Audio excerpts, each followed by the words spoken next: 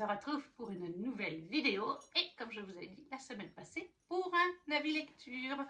On va revenir en arrière avant les calendriers de l'Avent puisqu'on va faire la partie 2 du Flowers Book Challenge 2024 avec 6 nouvelles lectures à vous présenter. C'était la deuxième façon de faire le challenge avec un livre par couleur de couverture. Il y avait 8 catégories, il y en a 2 que je n'ai pas fait. Le challenge est donc à quelque part pour moi échoué, puisqu'il en manque quand même 2. Et c'était pareil hein, dans la première vidéo pour les mots-clés, les phrases-clés, il manquait aussi 2 catégories. La première qui me manque, c'est L'Azalée. L'Azalée, c'était un livre rose et j'avais mis Ce Royaume tissé, tome 2. Mais depuis, il a été lu.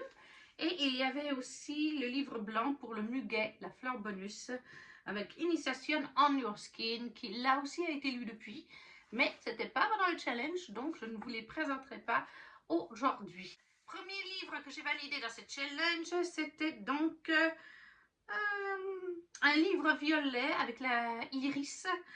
Il s'agit d'Analatrice. Est-ce qu'on est surpris? Le prince charmant existe, il est italien et tueur à gages au format poche chez Hugo. C'est la saga à duologie Robin et Valentin. Ça existe aussi chez Black Ink en grand format et je crois aussi en audio. Dans Le Prince Charmant, on suit en fait Robin et Valentin. Robin, c'est une maman encore assez jeune qui a une petite fille, mais je ne sais plus quel âge a sa petite puce, elle n'est pas très âgée. Robin a eu sa fille très jeune.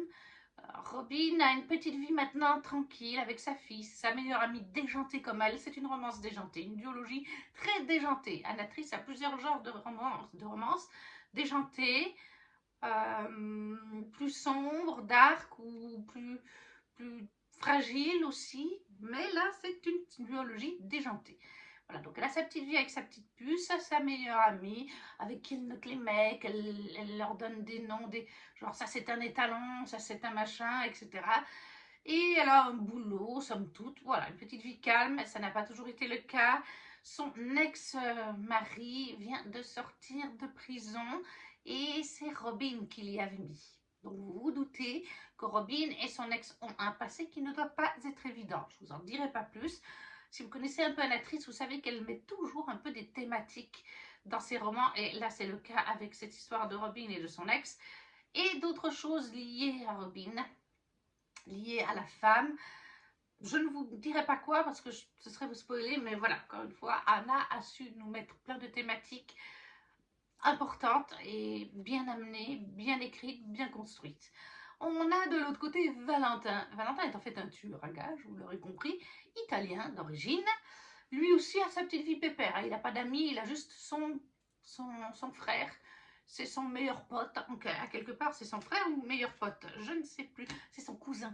Voilà, c'est son cousin, mais c'est comme son frère. Et ensemble, ils font des contrats. Alors, Valentin, c'est celui qui est sur le terrain et son cousin, c'est celui qui est sur les ordinateurs, tout ça. Vous voyez ce que je veux dire? Ils forment un duo comme ça.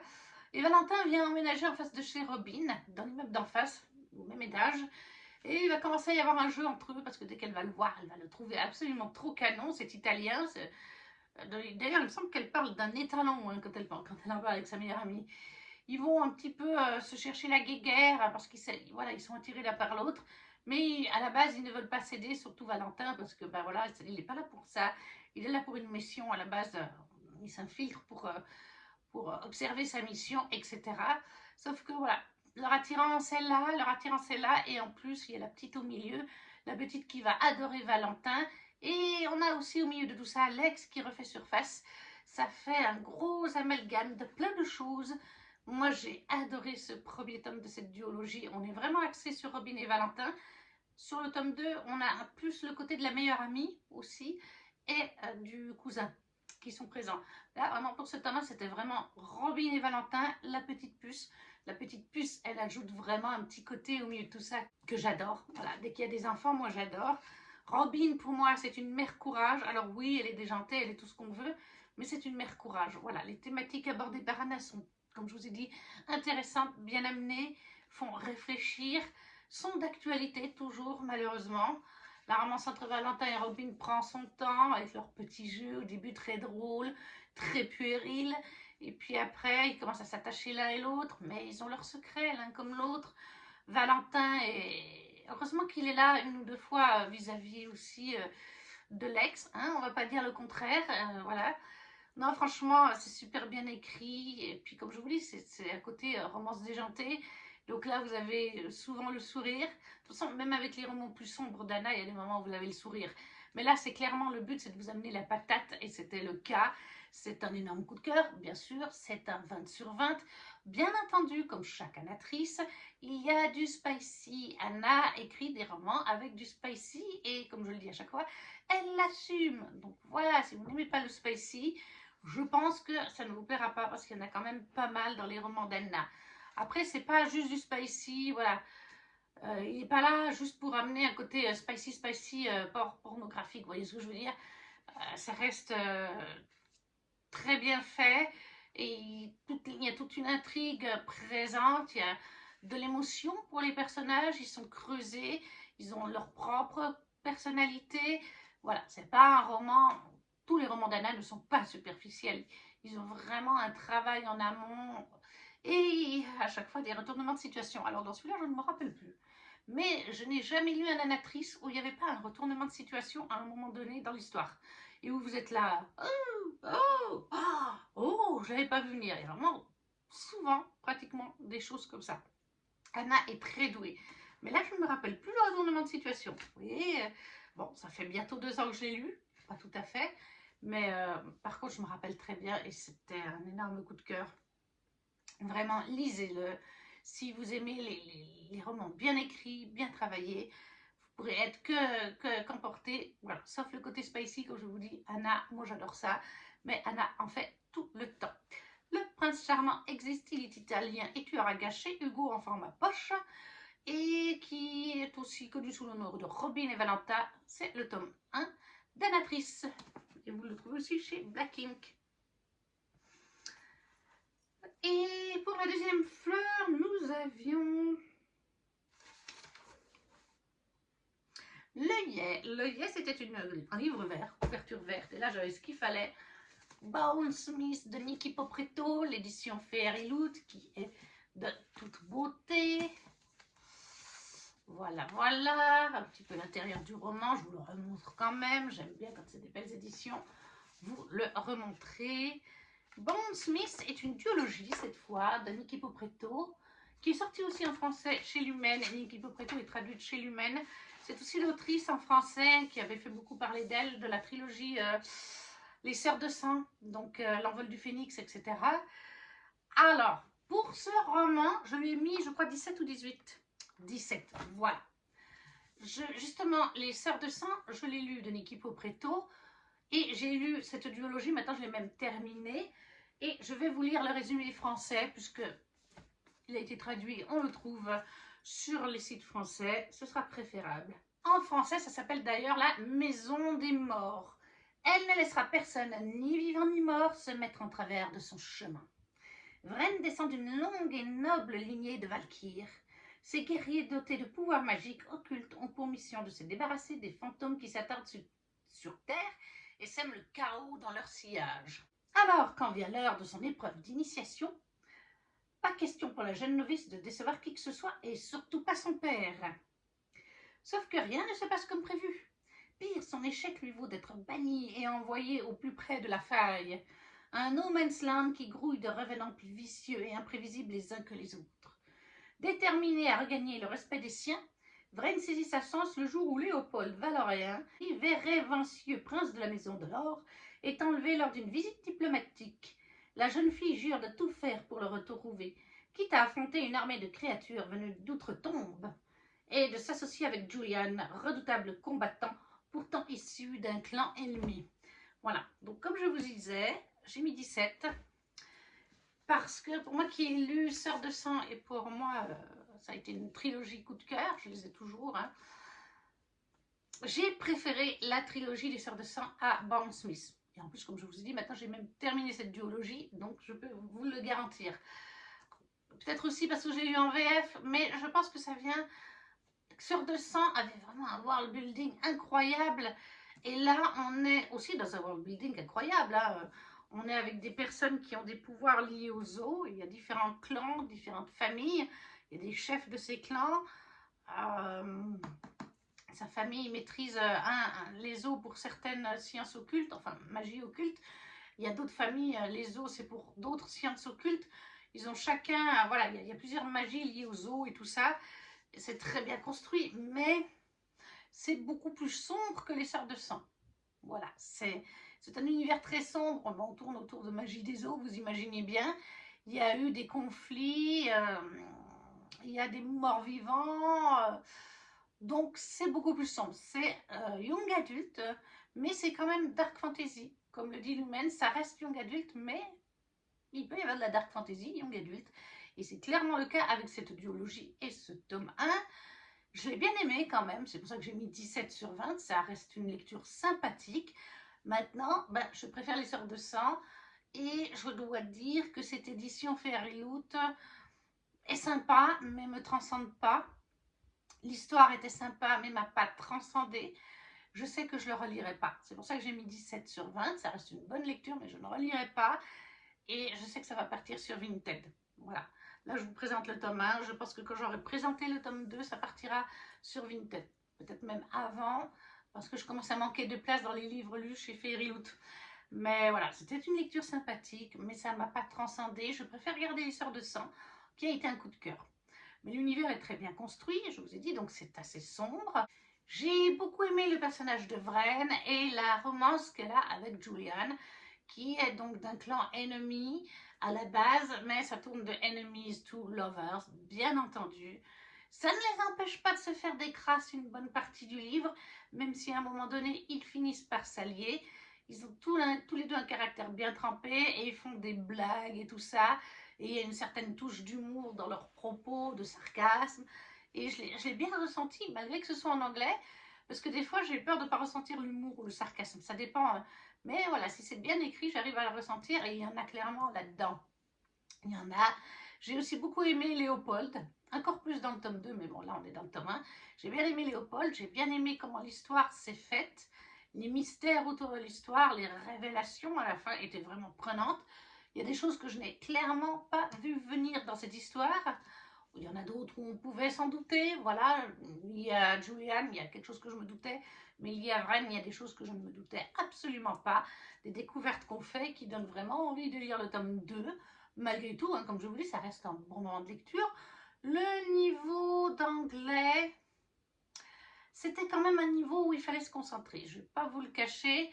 Peut-être que c'est parce que c'est un peu dark fantasy aussi, avec des mots inventés comme le bone smith. Bon, après, on se doute de ce que veut dire bone smith. Hein. Le bone, en anglais, c'est les os. Hein. Le smith, je crois que c'est en quelque sorte le steward, le combattant. Enfin, voilà, c'est... Mais c'était pas toujours... Voilà, il y a une ou deux fois où j'ai dû relire un passage pour bien le cerner. C'est pas, je m'en rappelle très bien, c'est pas le livre anglais le plus facile à lire. Encore une fois, je pense que c'est lié au world building avec des mots inventés, des clans, des machins, mais ça restait quand même, voilà, je l'ai quand même globalement compris à peu près à 85-90%. Hein. C'est juste que 2-3 fois, il a fallu bien se concentrer ou relire des phrases pour bien capter ce qui se disait à ce moment-là dans l'intrigue. C'est toujours très bien ficelé, ça, il n'y a pas de problème. L'autrice est très douée. Voilà, j'ai passé un bon moment. Personnage intéressant et attachant. Histoire bien faite, mais j'ai pas eu le coup de cœur. Et comme il y a quelques passages où j'ai dû relire aussi, et que c'est très sombre, la note est un petit peu en dessous comparée à Sœurs de Sang. Mais je me suis vraiment basée, voilà, on a une même autrice, on a eu une saga chouchoute, saga coup de cœur de l'année, enfin les 3 tomes, et on a cette nouvelle duologie. Est-ce que je l'aime plus que l'autre, moins que l'autre? Et forcément, on va ajuster la note. Donc, Bone Smith de Niki Purpretto en édition Fairy Loot, qui est aussi sorti en français chez Lumen. 17 sur 20 pour la fleur qui était l'œillet. Oui, c'est ça, pour l'œillet. Ensuite, on avait comme fleur le pétunia avec un livre orange. Et il y a un petit peu d'orange dessus et puis surtout, il y a du orange là. Et si je ne me trompe pas, même la couverture, la vraie couverture, Voilà, et dans les oranges. Nous sommes donc sur L'Engrange Temps, le tome 2 de Neil Pfeiffer, paru chez Hachette Roman. Et c'était la fin de cette duologie de Neil Pfeiffer. Cette édition est vraiment de toute beauté. Vous avez aussi des pages de garde différentes. Dans cette duologie, on suit Sophie Lapointe. On est dans un univers de fantasy complètement inventé. Et Sophie, elle est en train de se former pour apprendre les métiers autour des horloges, des aiguilles et tout ça, par son papa. Elle a perdu sa maman il y a longtemps. Et dans cet univers, en fait, il y a des horloges normales, des horloges, des montres, mais il y en a beaucoup qui sont magiques, qui parlent, qui pensent, qui ont des émotions. Et le papa de Sophie est spécialisé là-dedans. Il y a un nom précis pour ces horloges. Et maintenant, L'Engrange Temps, lui, c'est une sorte de montre spéciale. C'est pas encore la même chose que les... Voilà, les Oranima, ça s'appelle de manière générale. Et après, il y a plusieurs catégories d'Oranima. Et donc, Sophie est en train de se former auprès de son papa. Lorsque celui-ci décède, elle prend la relève à la boutique. Et le papa avait un contrat avec aussi le château du royaume où ils vivent. Donc, il allait régulièrement remonter horloger montre, leur parler, les bichonner, les nettoyer. Et ces horloges, montres, tout ça, sont là pour, au château en tout cas, pour découvrir s'il y a des complots qui se trament, etc., etc. Comme ça, ils préviennent le roi. Le roi qui est un des deux frères jumeaux au pouvoir depuis un certain moment maintenant. Et à un moment donné, son autre frère, le deuxième jumeau, va venir trouver Sophie avec un engrange temps qu'il veut qu'elle répare. Et normalement, c'est une catégorie de ranimas qui sont interdits au royaume. Mais vous n'avez pas vraiment le choix, c'est le frère du roi, c'est un prince.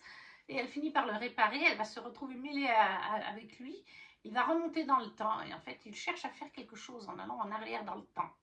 Sophie va réussir à l'empêcher, mais ils vont se retrouver bloqués dans le passé parce que l'engrange temps va être cassé. Ça, c'est vraiment le tome 1, l'intrigue du tome 1, qui se résout d'ailleurs dans le tome 1. Ça aurait pu être une simple one-shot, mais c'est une duologie. Dans ce tome 2, Sophie va partir pour un autre royaume qui a une école, littéralement.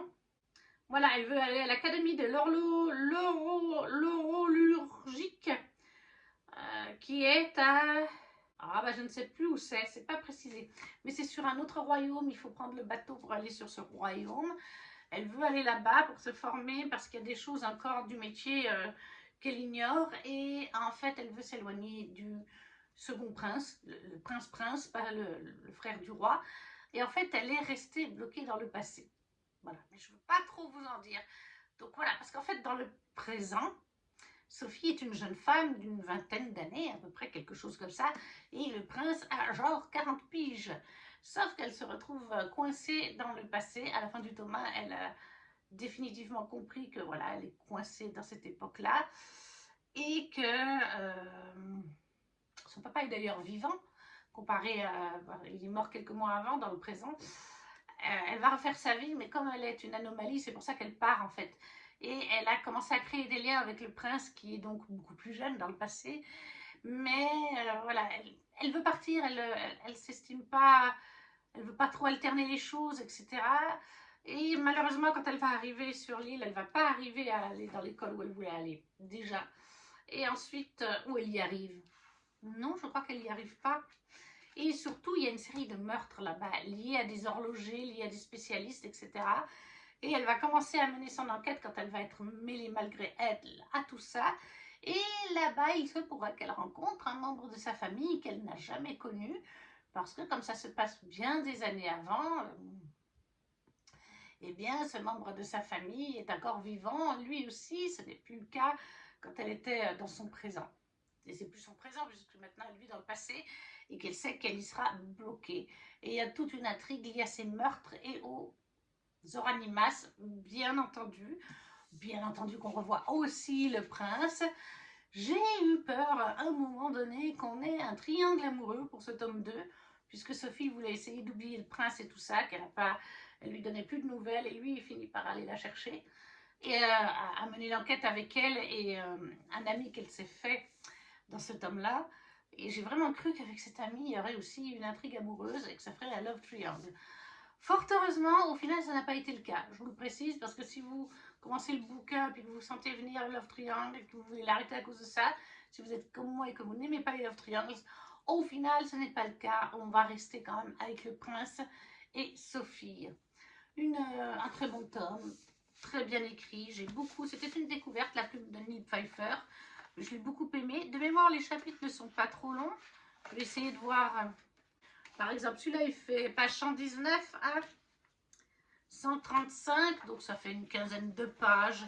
Puis encore, et c'est plutôt écrit gros avec des bonnes marges. Donc moi, ça me va bien, ça se lit bien. La plume de Neil Pfeiffer est agréable. C'est young adulte de toute façon. Et même, je dirais qu'à partir de 12 ans, 11-12 ans, un enfant peut le lire. J'en avais parlé avec Neil Pfeiffer au salon du livre de Genève, puisque je l'avais rencontré là-bas. Chiara s'est acheté le tome 1, elle ne l'a pas encore lu. Et j'en avais parlé avec Neil, elle m'avait dit non, mais une petite fille de 10-11 ans peut le lire, si elle est habituée à lire, qu'elle aime lire. Et puis elle avait même un enfant de 8 ans qui l'avait lu avec sa maman, qui était venue quelques temps avant en dédicace. C'est la maman qui lui avait lu, parce qu'à 8 ans, bon, il n'a pas la capacité de lire encore des romans comme ça. Mais la maman lui avait lu et l'enfant avait vraiment bien compris l'intrigue du tome 1, avait beaucoup aimé. Voilà, ils en avaient beaucoup parlé avec la maman en avait parlé avec Neil.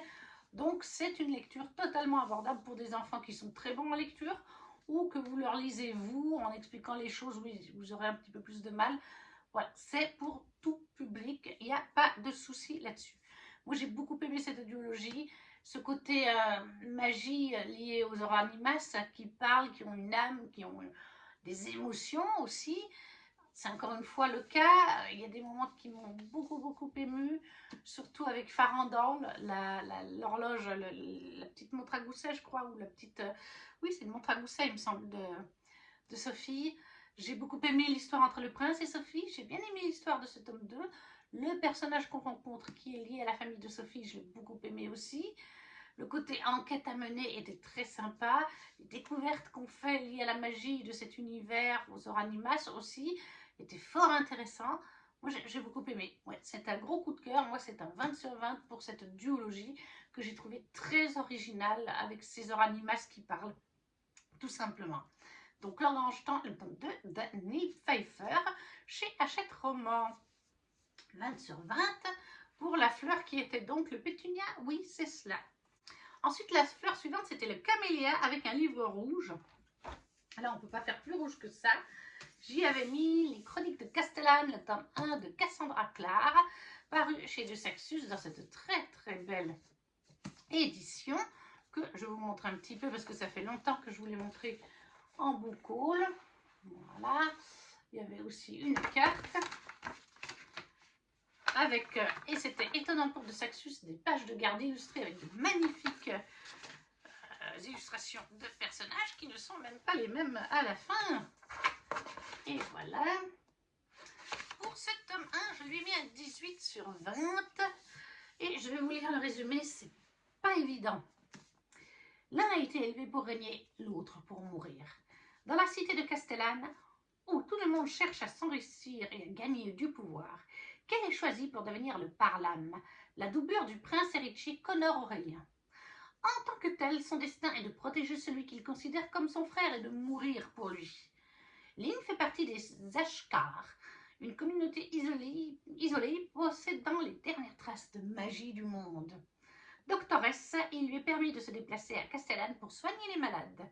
Cependant, elle ne peut guérir la seule personne qui compte pour elle sans accéder à un savoir interdit.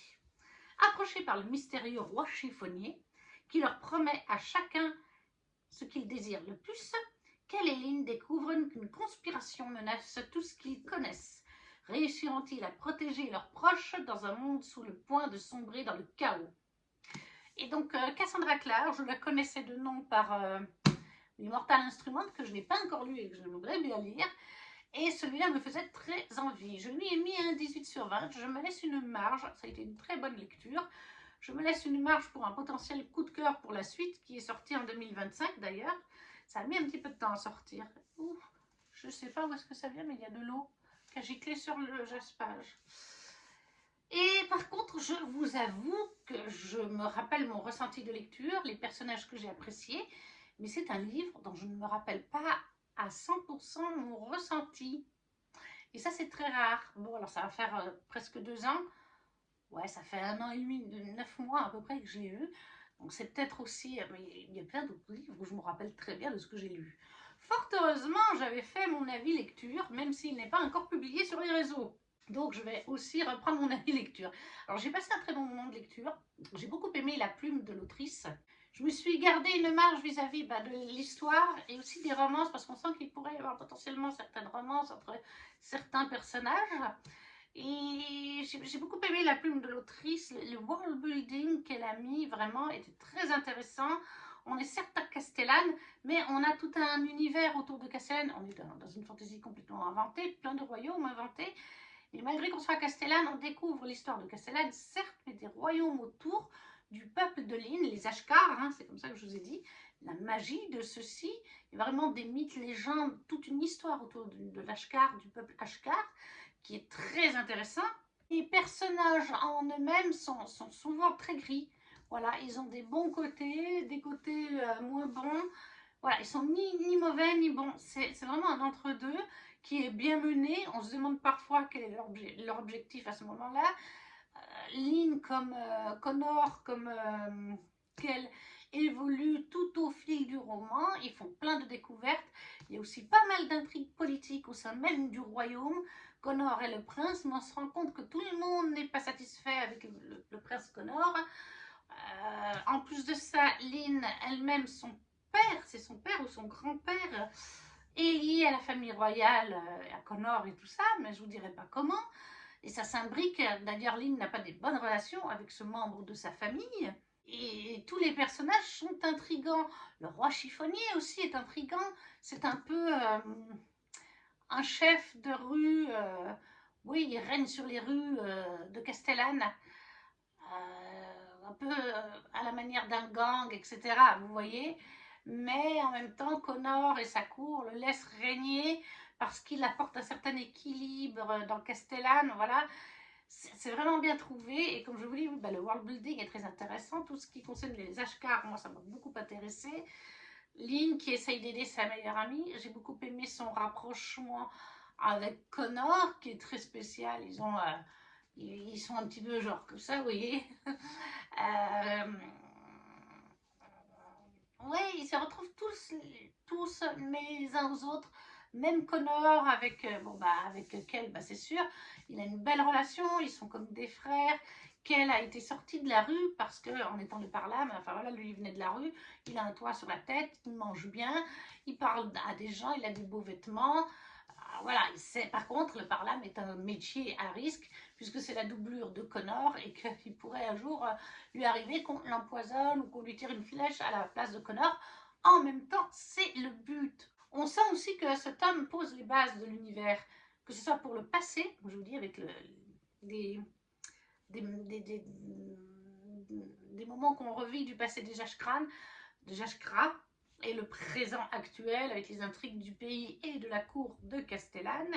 Et d'ailleurs, les en-têtes de chapitre racontent les origines, racontent l'histoire du peuple des Ashkras, des Ashkras. À chaque fois, je me dis Ashkar, voilà, des Ashkars. Voilà. Chaque en-tête de chapitre raconte un peu le passé des Ashkars. Et ça, c'est aussi donc très très intéressant. C'est des en-têtes de chapitre. Et comme je vous disais, il y a tout un aspect entre les royaumes, complot politique, mais aussi entre les nobles et les hauts placés du royaume de Castellane. Même au sein du royaume, il y a des complots, c'est bien ficelé, il y a des trahisons, des alliances.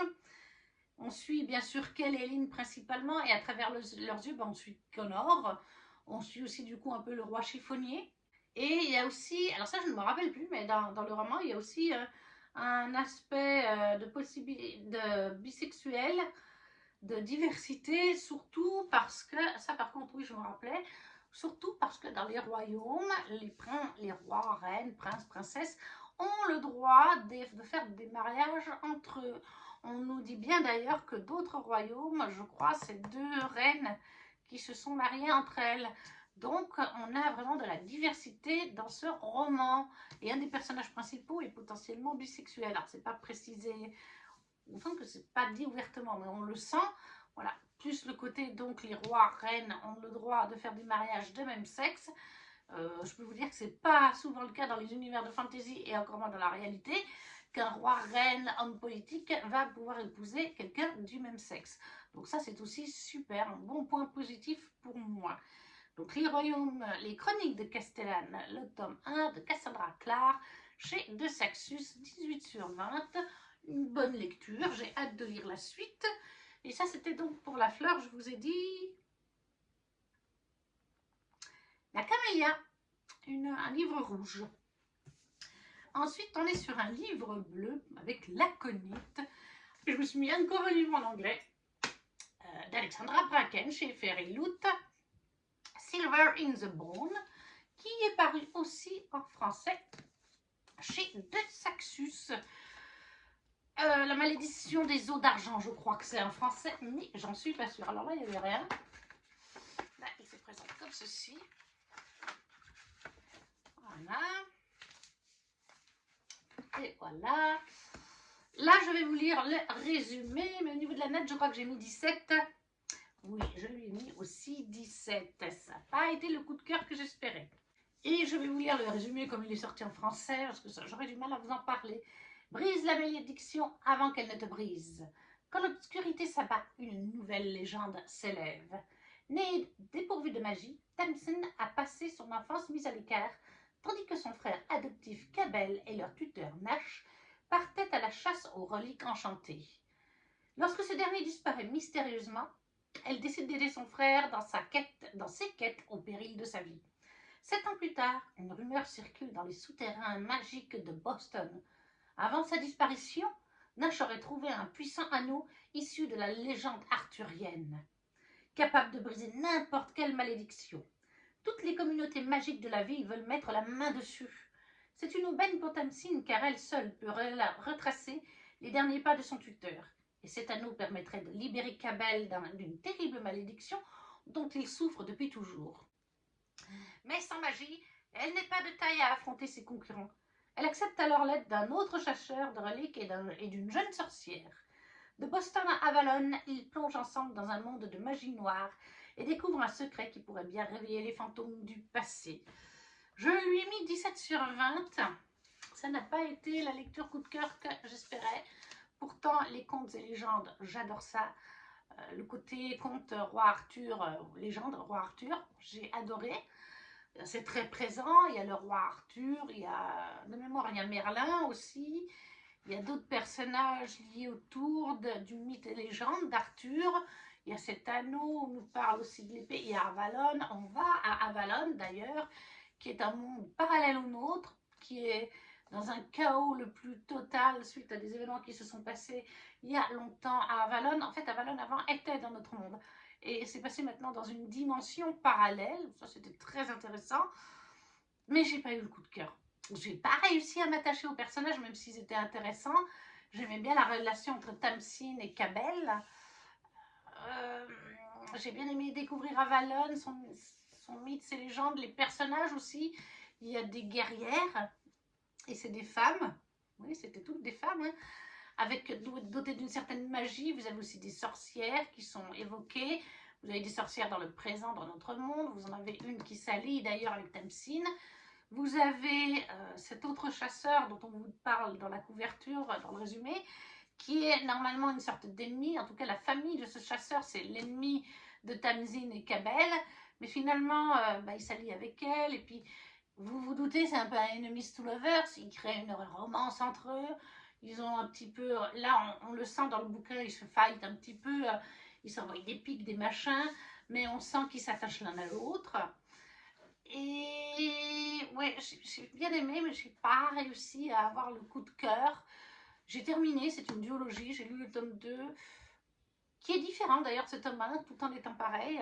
La base reste la même, mais on évolue sur autre chose. Mais bon, c'est un tome 2, là on parle du tome 1. Là on était vraiment axé vraiment sur tout ce qui est Merlin, Arthur, tout ce qui est autour de ce mythe et de cette légende. C'était très intéressant, mais ben, j'ai pas réussi. Je sais pas, là aussi, j'ai eu un petit peu du mal avec la plume d'Alexandra Bracken. J'ai dû relire 2-3 passages plusieurs fois. Je dirais que je l'ai compris à 85%, vous voyez, le roman. Après, en relisant les phrases ou les paragraphes, voilà, j'ai assimilé, mais il m'a fallu relire des fois des passages. Et c'est pas le cas dans certains Fairyloot où vraiment dès la première lecture, j'ai tout compris. Là, ouais, il a fallu un niveau de concentration. Peut-être aussi parce qu'on est dans des mythes et légendes. Je ne sais pas si ça vient de ça. C'est peut-être la plume qui avait un côté peut-être un peu mythe-légende. Ah, je ne sais pas, peut-être. Parce que ces petites subtilités-là, je vais peut-être moins les sentir. Ça dépend de la manière dont l'autrice ou l'auteur va écrire. C'était sympa malgré tout. Il y a des retournements de situation, il y a des choses que j'ai pas vu venir, des trahisons, des complots, bien entendu, des vérités, enfin oui, des vérités, des révélations. Il y en a une que j'avais des doutes qu'il y aurait quelque chose à ce niveau-là, que ça concerne Tamsin, pardon. Mais voilà, ça n'a pas été le coup de cœur que je m'attendais. Ça reste une lecture agréable, ça reste une fantaisie sympathique. Les chapitres, comme souvent, je ne sais pas pourquoi, mais j'ai cette impression en anglais que dans les Fairyloot, les chapitres font une dizaine de pages en général. Par exemple, celle-là finit à la page 78 et commence à la 68, donc il fait 10 pages. C'est souvent le cas avec les Fairyloot, je trouve que ça fait 8, 10, 12 pages grand max. Alors qu'en VF, des fois les chapitres sont énormes, donc je ne sais pas pourquoi j'ai cette impression. En tout cas, c'est bien parce que c'est une moyenne où on peut se lire 2 chapitres par soir en VO. Ça fait une vingtaine de pages, plus si on est motivé. Voilà, agréable. Mythe d'Arthur, donc ça c'est toujours sympa pour moi qui adore tout ce qui est mythes et légendes. Mais c'est pas mon préféré. Vous voyez, j'ai commencé, il faudrait que je continue chez De Saxus aussi. Le truc de Camelot, écrit aussi par une femme, mais c'est sorti il y a longtemps, c'était une trilogie.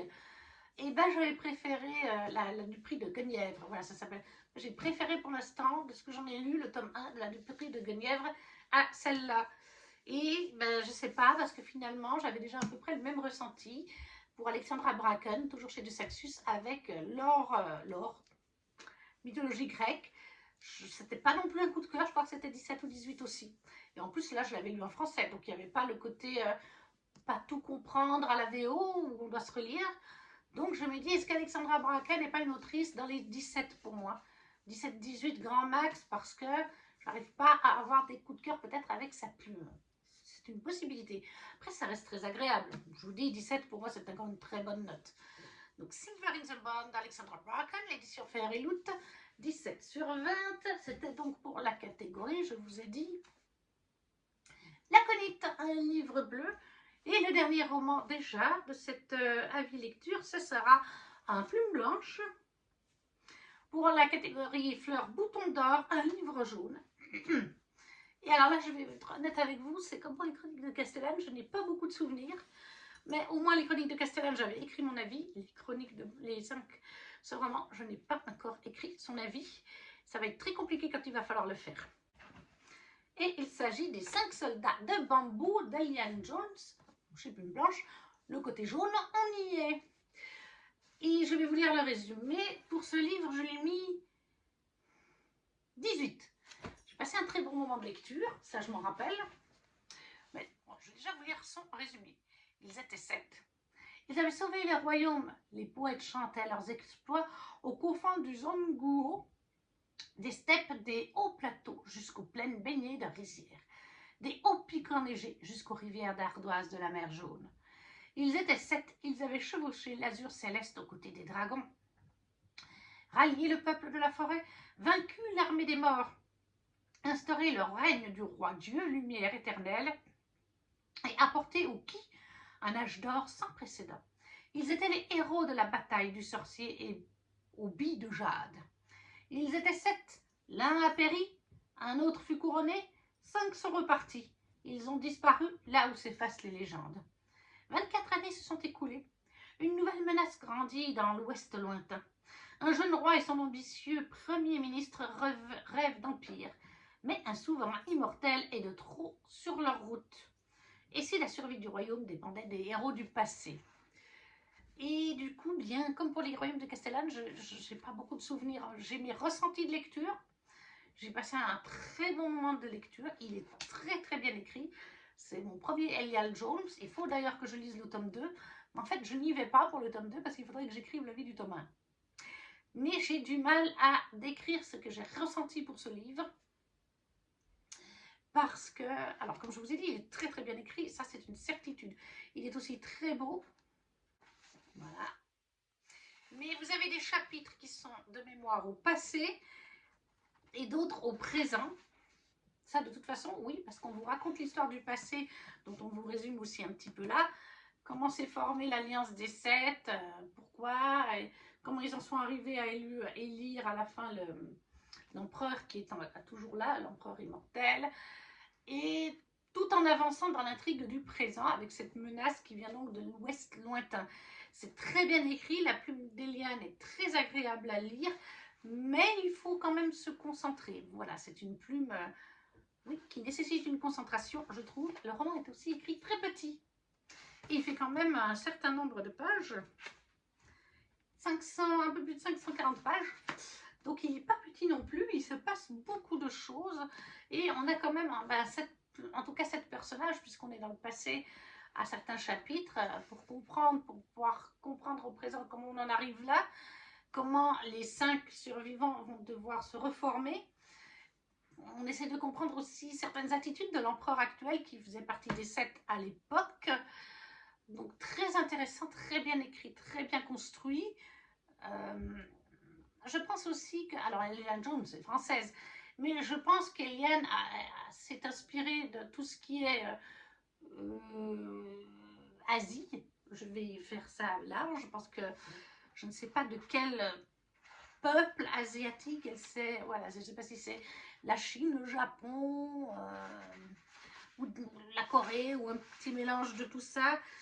Ça, je ne saurais pas vous le dire, mais je pense aussi que c'est pour ça que la plume est assez intensive et l'histoire assez profonde, parce que je pense qu'on a un petit peu des mélanges avec des choses de la culture d'Asie, et c'est vrai que c'est une culture que je connais moins, et du coup ça peut parfois, je pense qu'elle a pris une plume un petit peu comme dans ces récits-là, parce que je sais que les récits d'Asie, pour en avoir lu plusieurs, ils ont un rythme différent des fantaisies qu'on lit en Occident.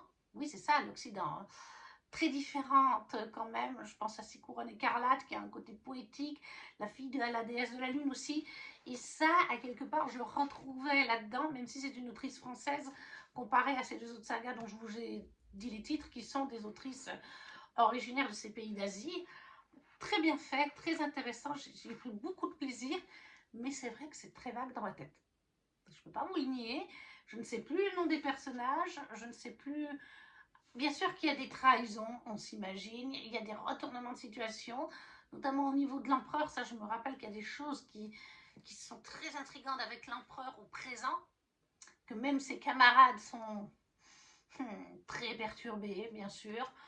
Et j'ai quand même très envie de lire le tome 2, c'est juste que voilà, c'est très vague dans ma tête, et donc pour pouvoir faire le résumé, enfin pour pouvoir faire la vie pour les réseaux, ça va être compliqué, et que c'est compliqué, et du coup je n'ai pas envie de me lancer dans le tome 2 sans avoir fait cet avis, parce qu'après j'ai peur de mélanger le tome 2 et le tome 1 au moment de faire la vie du tome 2, vous voyez.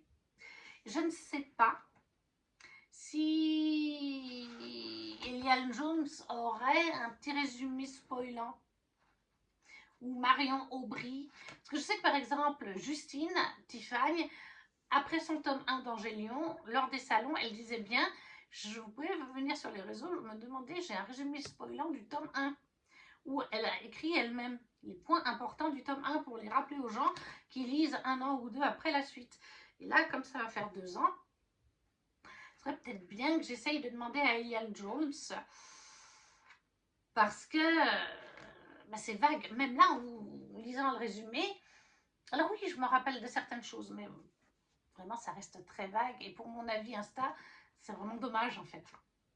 Je ne sais pas ce qu'il faut que je fasse. Mais ça a été une très bonne lecture. Je sais que c'est particulier, justement, comme lecture, parce qu'il y a quelque temps, Marion, la créatrice, l'éditrice, tout ça, de Plume Blanche, a fait un live où elle a discuté des nouveautés qui étaient parues, des choses à venir. Et comme Eliane Jones a une autre duologie, c'est Plume Blanche, qui se conclut en 2026, Leif, mythologie nordique cette fois, qui m'intéresse aussi, beaucoup plus d'ailleurs que les 5 soldats de bambou. Mais je ne me lance pas dans cette duologie parce que je vais d'abord finir celle-là d'Eliane. Je ne veux pas commencer deux duologies à la fois de l'autrice. Donc, du coup, eh bien, surtout qu'elle se conclut à chaque fois en duologie. Mais c'est vrai qu'elle en parlait du coup, elle parlait de Life, qui avait un gros succès, le tome 1 était en rupture de stock et tout ça, et elle a remis en avant un petit peu cette duologie. Marion disait bien qu'en effet, le public des 500 soldats bambou était moins large que pour Life. Comme je vous le dis, Life a été pratiquement en rupture de stock à sa sortie, alors que ça n'a pas été le cas de cette duologie qui est malgré tout très belle, très bien écrite, comme je vous ai dit, que Marion adore aussi, c'est pas pour rien qu'elle l'a ajouté à son catalogue, mais c'est pas forcément le même public.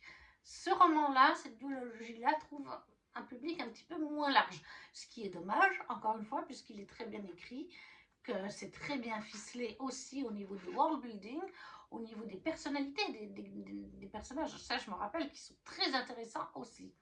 Mais voilà, c'est pas écrit de la manière standard, j'ai envie de dire, dans ce qu'on lit en Europe, etc. Je pense que ça entre en ligne de compte.